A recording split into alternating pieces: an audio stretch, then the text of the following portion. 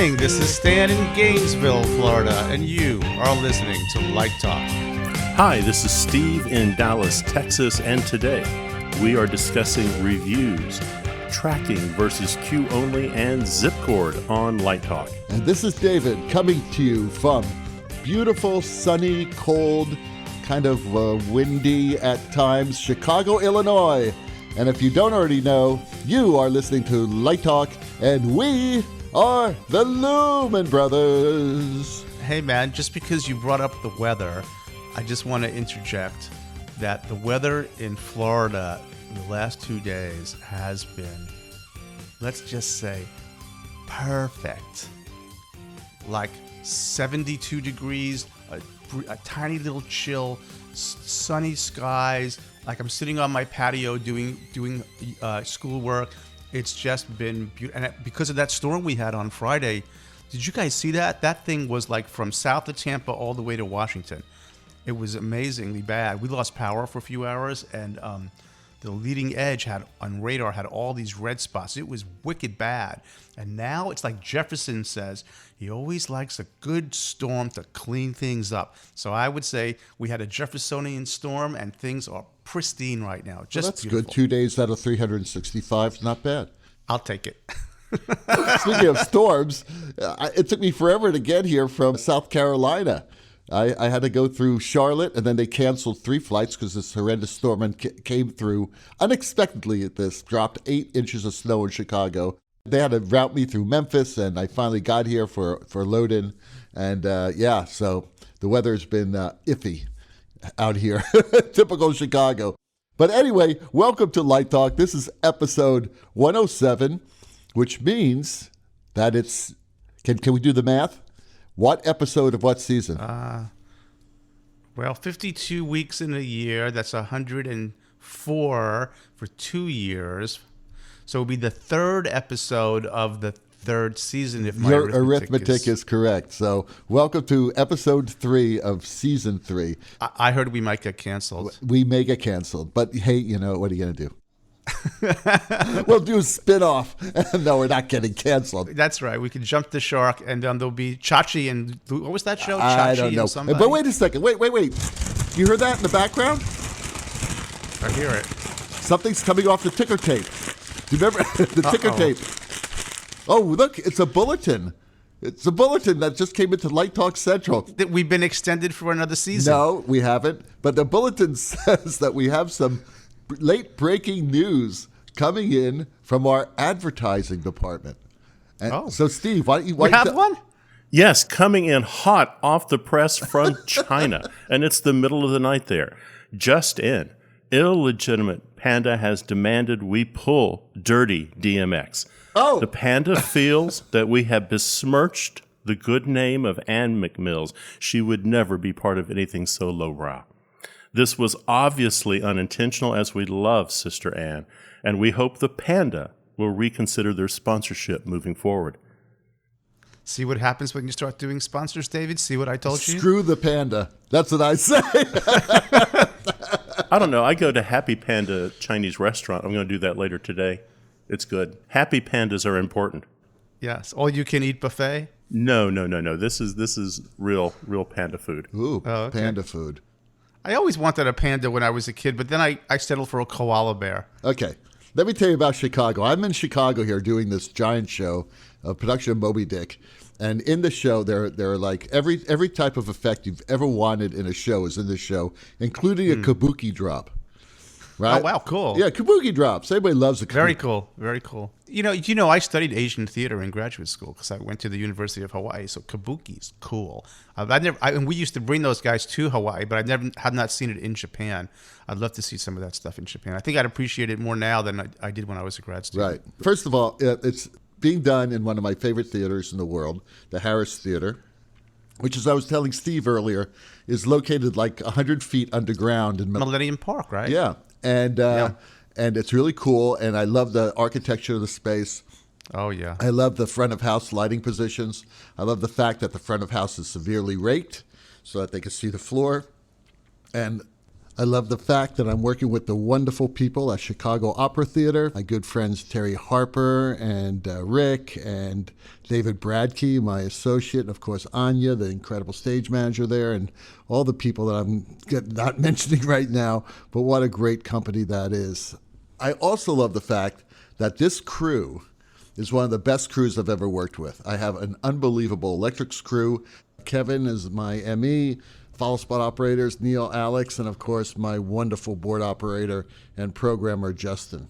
Thank God he's there because the show is huge. It's an epic. I've done epics before, but this one is even more so. It's a whale. It's a big whale, okay? There are 2 whale hunts. There's a whirlpool. There's St. Elmo's fire. There's lightning storms. I mean, it's like crazy stuff, right? Lots of fun. But it takes time to do stuff like that, especially when you're working with the rig that I'm working with, which, as I don't know if I mentioned this, but the way the set's designed, it's a giant circular wall. You can't bring in any electrics, and there's no room to put a genie under it. You have to focus the thing from focus tracks. The problem is that in this particular theater, they store their orchestra shell ceiling up in the flies because it's a rep theater, and you can't put in focus tracks. So you're all automated, right? That's the only way to do the show. So, let me tell you what I have on here. I have 9 Roby BMFLs, and those are located in the front of house and on the First Electric. Why? Because I can get access to those lights.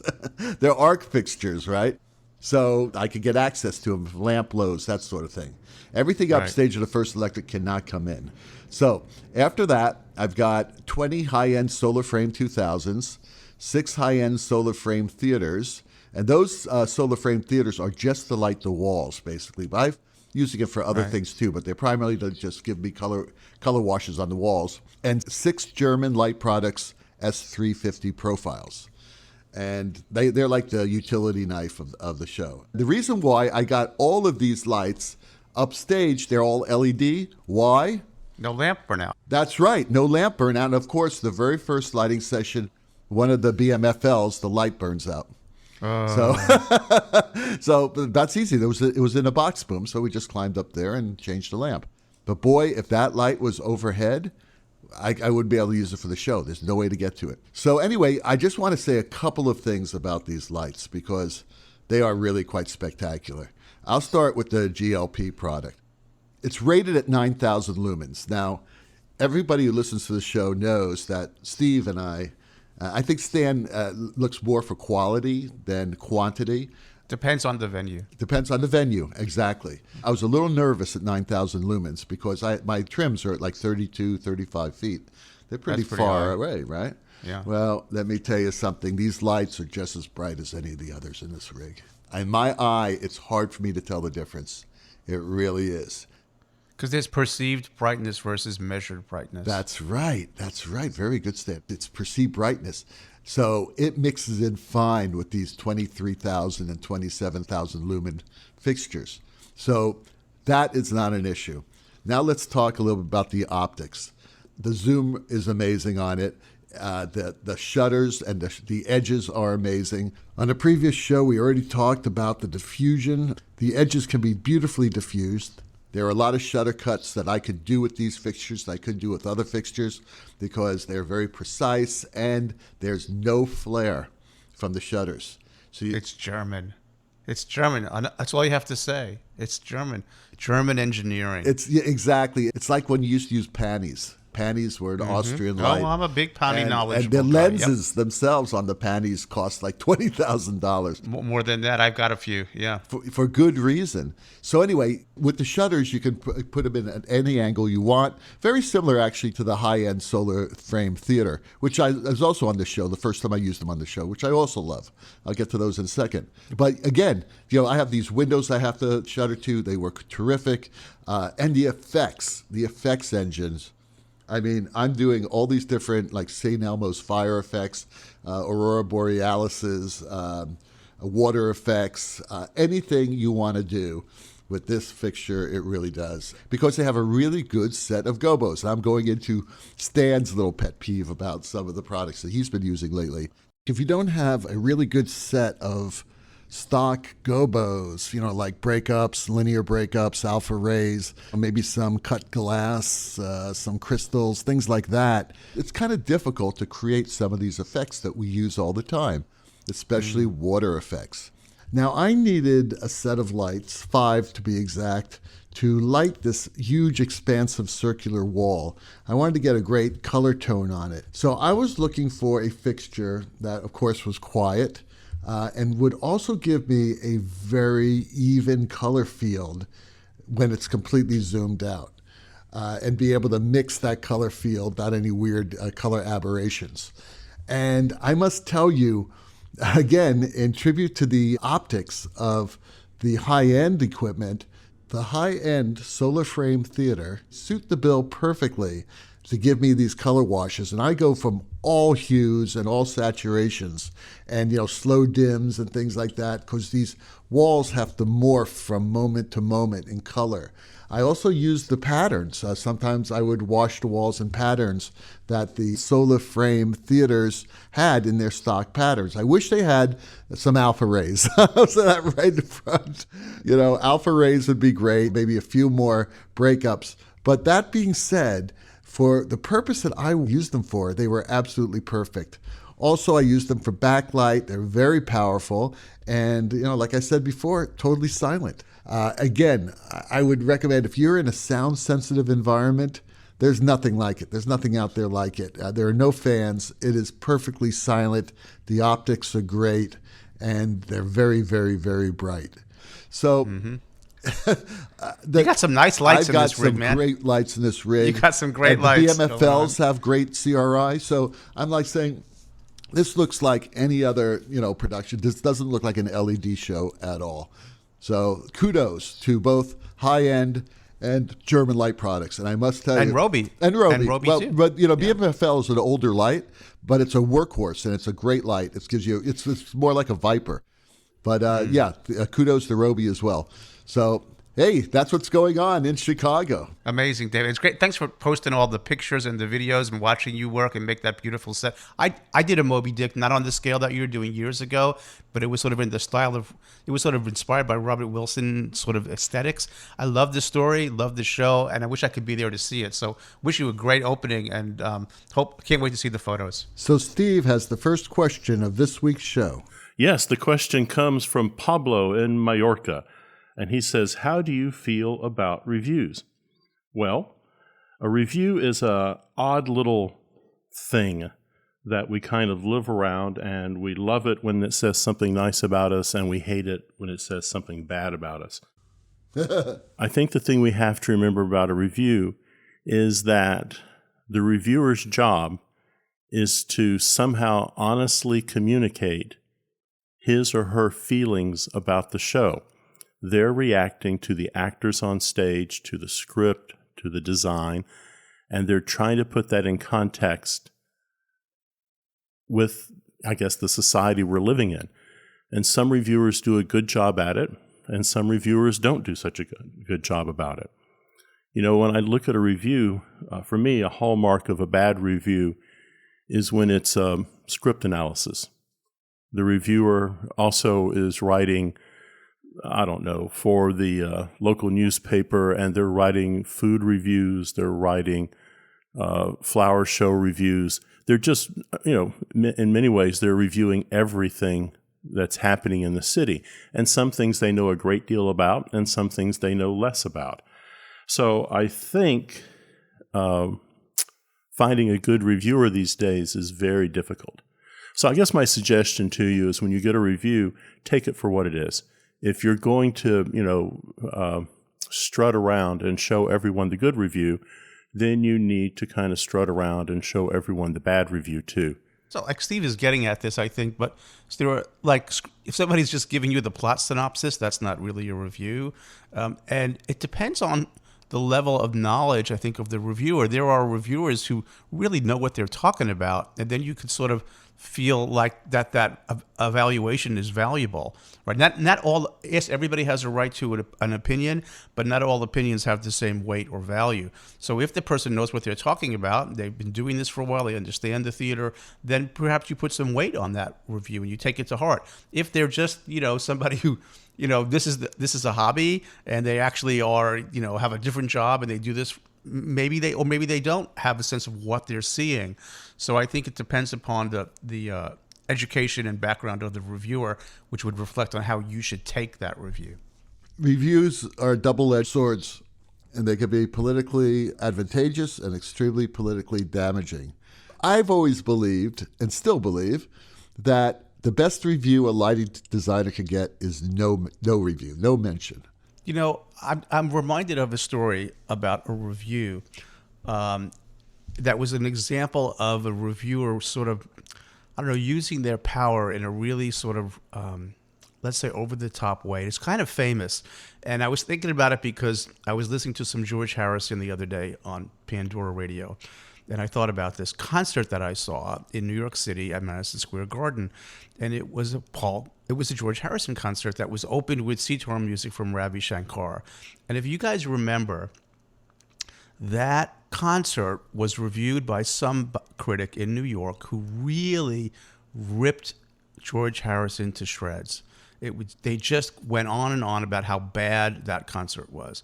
And George, I think it was written about, was really, really hurt by that review and didn't tour for years and years and years because of that. It just really hurt him terribly. And I was at that concert, and I would agree that the Ravi Shankar for me went on a little bit too long and so on. He wore this white jump pantsuit, George did, but I had a blast, and it's a great memory. So there is, like, you're talking about the politics of it, and the critics in New York in particular, I don't know if it's still true, but held a lot of power. They can close and open a show. So there's a lot of ways to think about this. But I think David's, it's a grain of salt, right? If you have respect for the reviewer and they seem to know what they're talking about, it's one thing. If it's, it's a double-edged sword. I think David nails it. I'm going to suggest that's a little bit of a myth. That a reviewer has so much power he or she can open or close a show. And I'm going to cite 4 examples of shows that got really bad reviews. Bye Bye Birdie got panned. Evita was not well accepted. Godspell got panned. So there's, I think that's a little bit of a myth. I tell you though, Pablo, if you ever do a show in New York, there's one place to read your review.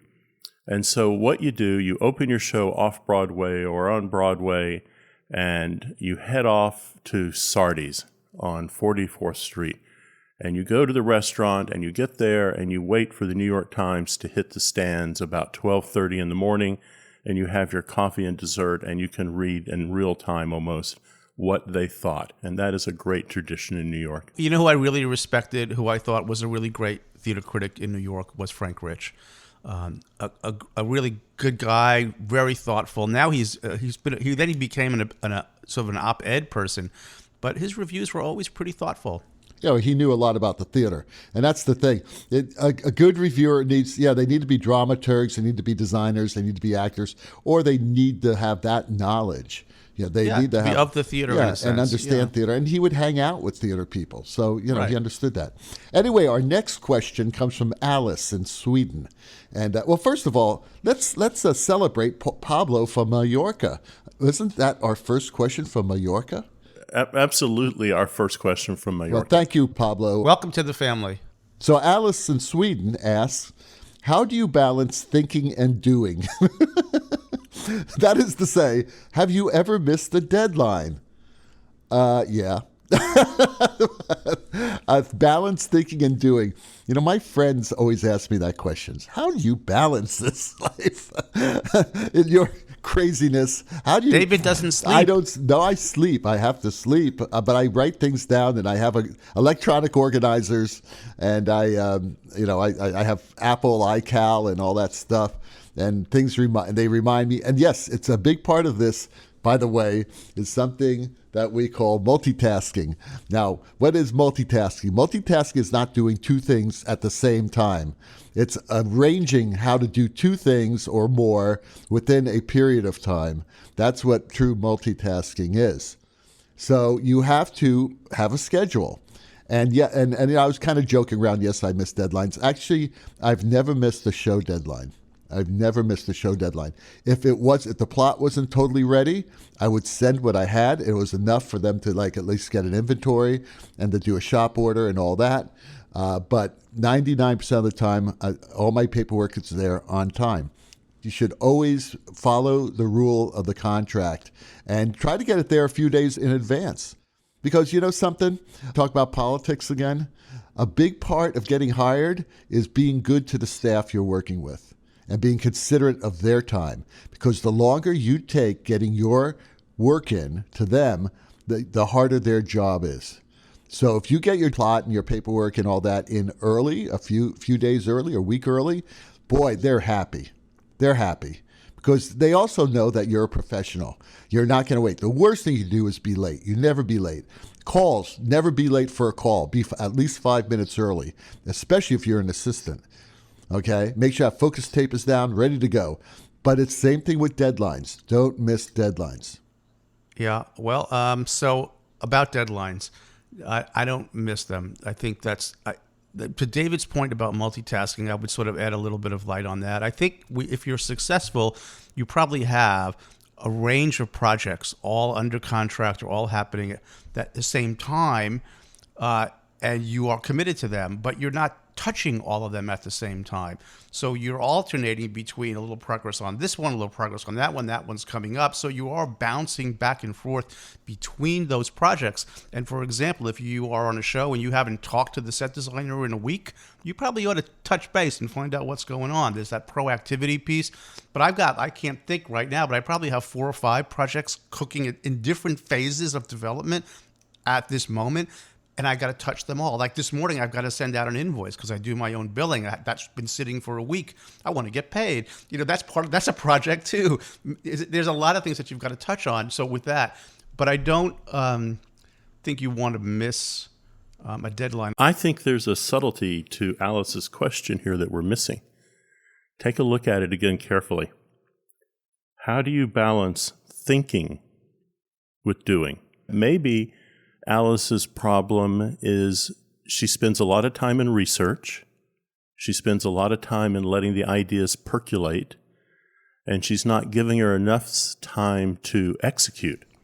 I think what Alice has to do is to set, I hate to use the word deadline, but she has benchmarks. She has benchmarks. A good thing. I'm going to spend 3 days doing research. I need to spend a week thinking about this. And then you have to just pick up a pencil and start sketching it out. And along the way, it ebbs and flows, but you do have to be realistic about the amount of time it takes you to accomplish something. Absolutely. Yep. Yeah, I call them either not benchmarks, but mile markers. You know, there are certain things you want to accomplish.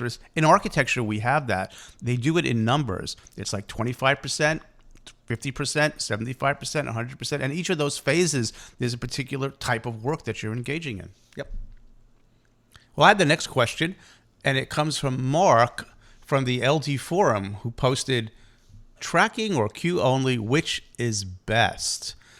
Well, I'm going to focus on this word best. Neither one is best. It just depends upon what you're doing and how you like to work. And I think we've already talked about the difference between tracking or queue only. And there's a great white paper on that from Electronic Theater Controls and a nice video that explains that. I think there's a bobblehead Fred video that shows tracking and queue only. Maybe we should post that. So rather than go into a long-winded explanation of it, everybody understands, hopefully, that tracking just comes from the old days of piano boards where you set a level on a manual dimmer and it stayed where it was until you, the designer, chose to change it, right? And you only recorded the changes from cue to cue, where in queue only, you are recording or snapshotting all the levels in each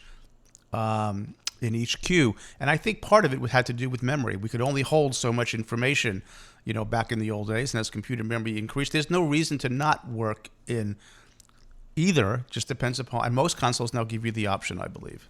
Well, I could give you a really good reason why you would not want to work in queue only all the time. And that is because a lot of time, if you set a whole series of light cues in the same scene and they are all in queue only, then you can't make a global change unless you say specifically make this, track this.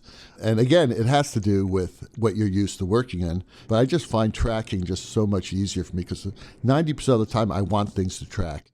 So if you're going to work in tracking, the first thing I always do is when I do my cue list, I identify the cues I want to be block cues. Usually these are cues on transitions. They're cues where you have a major change of atmosphere. And I always signify them. I put a big highlighted word block in the description. And the first thing I do, I say, okay, record cue 25, time 10, block, record cue 35. And I put all the block cues in. Especially a show like this that I'm working on now, where we started lighting in the middle of Act 2. And then we went back to the beginning of Act 1, and then we went to the end of Act 2, and then we went back to you see what I mean? So if you're jumping around like that, you got to have block cues so that you're not bleeding into other cues. It's very easy to do that if you don't protect it. So anyway, that's just the way I work.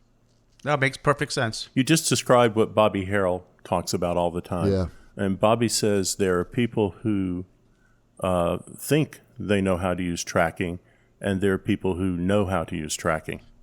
Well, I can say now that you are listening to Light Talk with the Lumen Brothers, and Light Talk is sponsored by... Well now, all the way from south of the border, it's Bad Hombre Stage Productions. Nothing says the summer touring season is here like bugs. Big ones, small ones, green ones, red ones, crawling, flying, biting, stinging. You get the picture, kittens. You are minding your own business, running a show at the state fair when a June bug hits you in the face. You reach for the go button, only to be scared half to death when you spot a black widow spider inches from your hand. And then a giant grasshopper lands on your touchscreen and blacks out the stage. Sound familiar? I thought so, my friend. But it doesn't have to be that way this year. All the way from south of the border, Bad Hombre Stage Productions introduces the ventilated beekeeping suit with fencing veil. The ventilated beekeeping suit with fencing veil will keep you safe, sound, and comfortable. Order one now, and we'll throw in a built-in headset and a glow-in-the-dark band logo of your choice, so folks know that you are a professional. It even comes with an optional colostomy bag for total protection. How can the suit get even better? The fabric has been soaked with Victoria's Secret bombshell perfume. The gals will love it, the bugs will hate it. Still not satisfied? Hook it up to any 220-volt source and the fencing veil becomes a bug zapper. Watch how drastically your life changes this summer with a ventilated beekeeping suit with fencing veil. It even comes in backstage black, safety yellow, and institutional orange. For all our brothers and sisters working the prison rodeo circuit. I love me some outdoor gigs, but I also love me some itch-free summers. No hay de que, gringo. Bad Hombre Stage Productions, making old guys feel more comfortable one at a time. This is our second episode in a row about bugs. What's going on? What's happening? It's spring. Oy.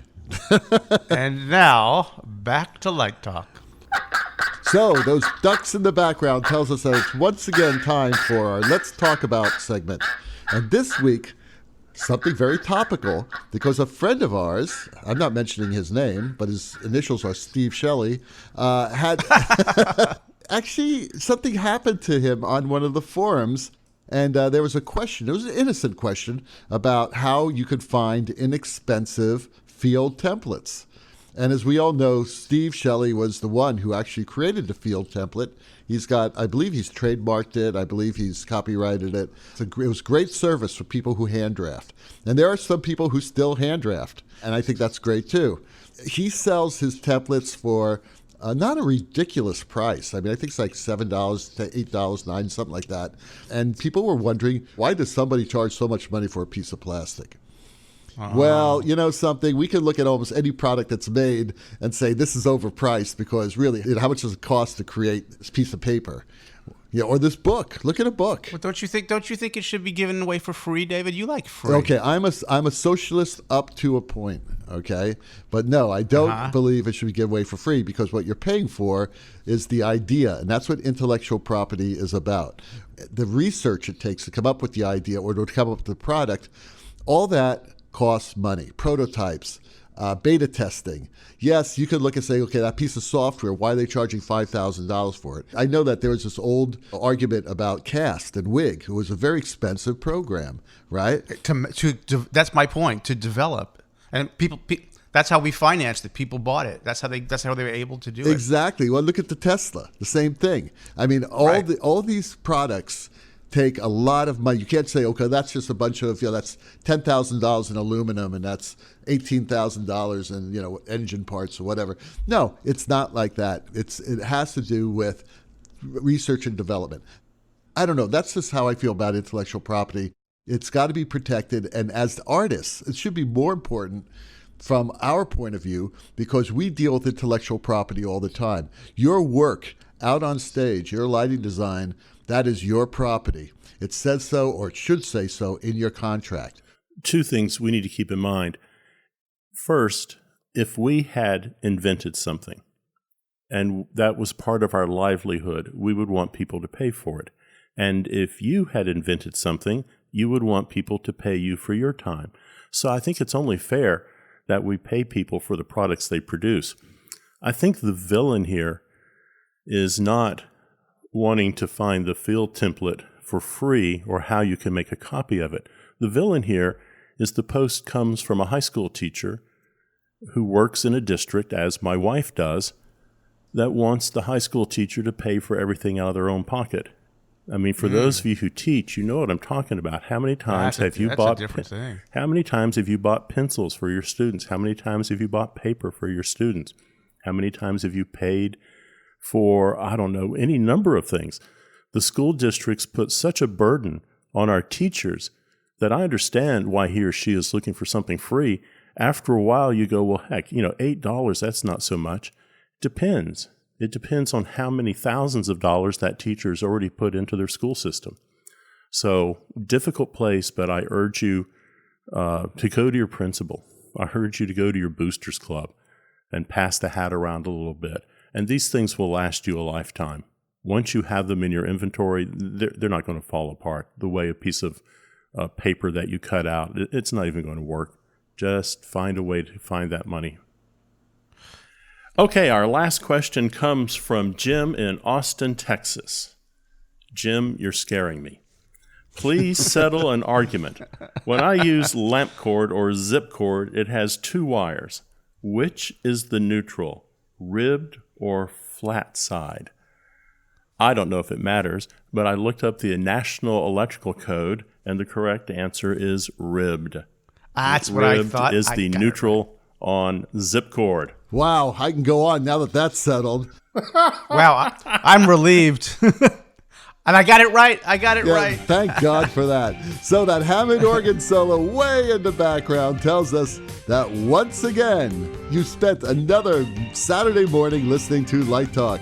Check out our website on lighttalk.org for future guests, and be sure to follow us on Facebook and subscribe to our podcast on iTunes. That way you will not miss a second of Light Talk fun. No guarantee is offered regarding the accuracy of any statements or opinions made on this podcast. So just remember, if you choose to litigate us, our law firm of Fleck, Flock, Flair, and Glare and their paralegal Snoot will defend us until our retirement funds are depleted. Light Talk is written and produced by the Lumen Brothers, coming to you from Chicago, Gainesville, and the Republic of Texas. And be sure to tune in next week when we discuss LED benefits, real or not, light console and students' learning curves, how to focus your first show, and good books for tech class at my high school. All of that and a new sponsor. Light Talk will continue broadcasting questionable Lumen knowledge and humor around the world. So we'll see you all next Saturday morning. Bye-bye from Light Talk. Light Talk.